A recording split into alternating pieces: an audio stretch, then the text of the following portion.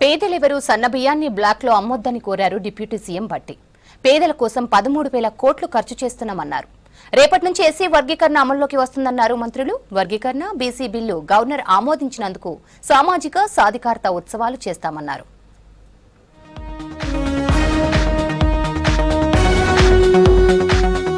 Ration లబ్ధిదారులెవరూ సన్నబియ్యాన్ని అమ్ముకోవద్దని విజ్ఞప్తి చేశారు deputy CM Bhatti Vikramarka. సన్నబియ్యం పథకానికి ప్రభుత్వం 13,000 కోట్లు ఖర్చు చేస్తోందని చెప్పారు. పేదల కోసం ఎంతైనా ఖర్చు చేస్తామని చెప్పారు. గత ప్రభుత్వం సన్నబియ్యం అంటూ 10 ఏళ్లు కాలయాపన చేసిందే తప్ప ఏమీ చేయలేదని చెప్పారు. యువత కోసం రాజీవ్ యువ వికాసం తెచ్చామని, అర్హులైన వారంతా అప్లై చేసుకోవాలన్నారు.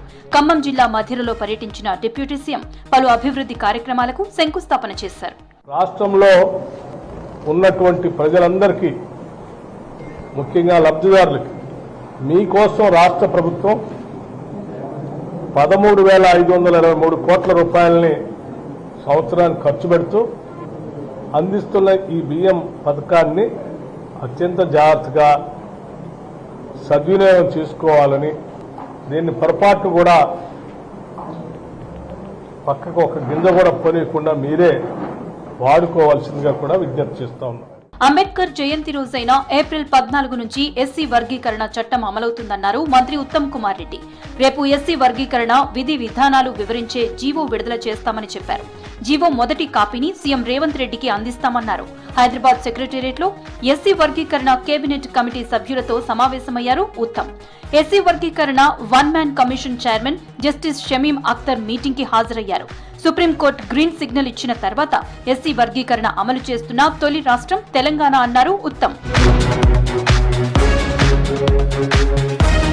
హైదరాబాద్ ను మరో సిలికాన్ వ్యాలీగా మార్చుతామన్నారు మంత్రి ఉత్తమ్ కుమార్ రెడ్డి. పెట్టుబడుల అనుకూల వాతావరణం కోసమే ఫ్యూచర్ సిటీని తీసుకొస్తున్నామన్నారు. హైదరాబాద్ హెచ్ఏసీసీలో Cyberabad builders association annual celebrations లో పాల్గొన్నారు ఉత్తమ్. బిల్డర్లు ప్రభుత్వంలో భాగస్వాములన్నారు. ప్రభుత్వం కూడా బిల్డర్లకు అండగా ఉంటుందన్నారు. మూసీ పునరుజ్జీవంతో థేమ్స్ నదిలా అభివృద్ధి చేస్తామన్నారు. And a very business friendly culture.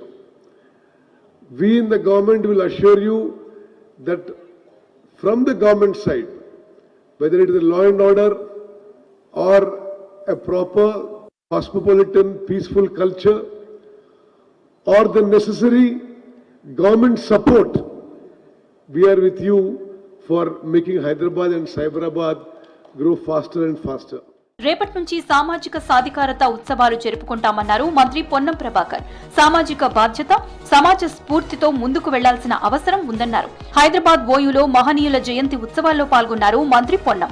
5 తారీఖు నాడు బాబు జగజీవన్ రామ్ గారు అయితే, 11 నాడు జ్యోతిబా ఫూలే గారు, 14 నాడు డాక్టర్ బాబాసాహెబ్ అంబేద్కర్ గారు, ముగ్గురు కూడా సామాజిక శాస్త్రవేత్తలుగా సామాజిక న్యాయానికి సంబంధించి ఈ యొక్క దేశంలో కొన్ని విప్లవాత్మకమైనటువంటి మార్పులు ప్రజాస్వామికంగా పోరాడి తీసుకొచ్చినటువంటి ఈ ముగ్గురు వ్యక్తులకు సంబంధించినటువంటి ఈ వారం 10 రోజుల లోపల మనం సామాజిక సాధికారికత ఉత్సవాలను జరుపుకోవడానికి తెలంగాణ ప్రభుత్వం నిర్ణయం. పద్మశ్రీ వనజీవి రామయ్యకు నివాళులర్పించారు మంత్రి పొంగులేటి శ్రీనివాస్ రెడ్డి.